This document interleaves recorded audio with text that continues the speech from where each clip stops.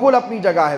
بعض لوگ جماعتوں میں چلے جاتے ہیں اور کاروبار سب چھوڑ دیتے ہیں۔ آخری بات کہہ رہا ہوں، کوئی اچھا خاصا دکاندار تھا، بھئی ہم نے پوچھا کیا ہوا بھائی؟ اچھا خاصا بزنس تھا۔ جی نہیں، میں نکل گیا بس اللہ کے نام پر۔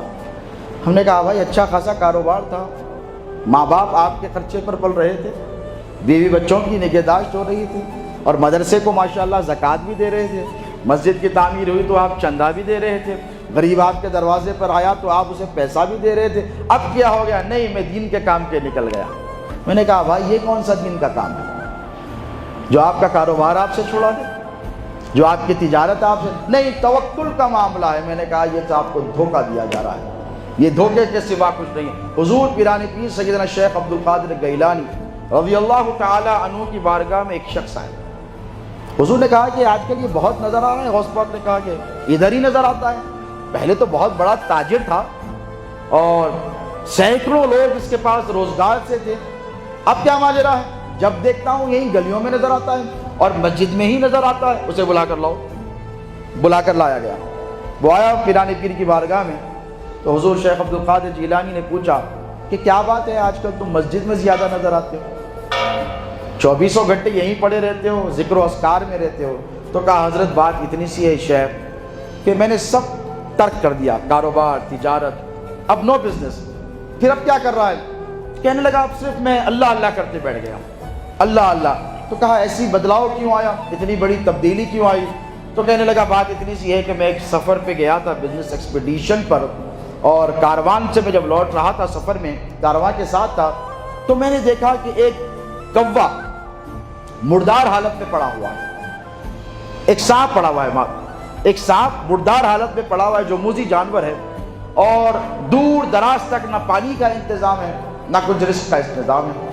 تو میں سوچنے لگا کہ اللہ نے فرمایا کہ اللہ تمام مخلوق کی رزق کا ذمہ دار ہے، تو میں دیکھوں تو صحیح کہ اس کو رزق کون دیتا۔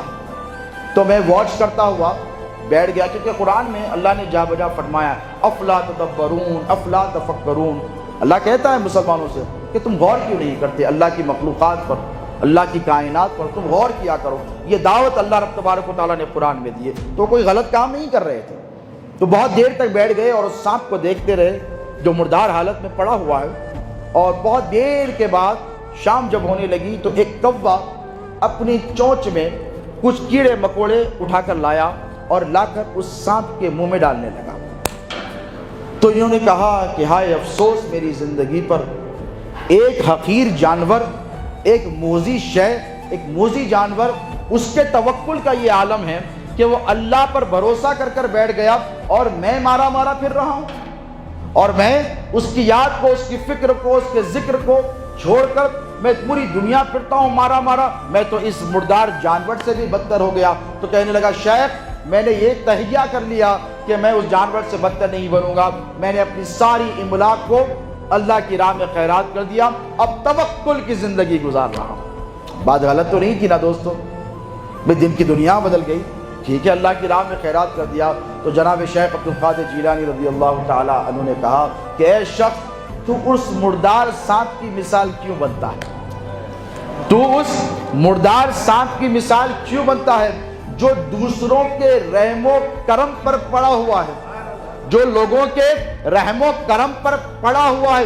تو اس صحت مند کوے کی مثال کیوں نہیں بنتا جو خود بھی کھاتا ہے اور دوسروں کو بھی کھلاتا ہے؟ تو دوستو یہ ہے توکل الگ شے ہے، محنت الگ شے ہے۔ آپ نے دیکھا دونوں میں ڈسٹنکٹیو کون ہے، کس کا پوزیشن زیادہ ہے، تو پتہ یہ چلا کہ جو محنت اور مشقت کرتا ہے یقیناً وہی برکتوں سے کامیاب ہوتا ہے، وہی برکتوں سے سرفراز کیا جاتا ہے، اور اسی کی زندگی کامیاب اور کامران ہوتی ہے۔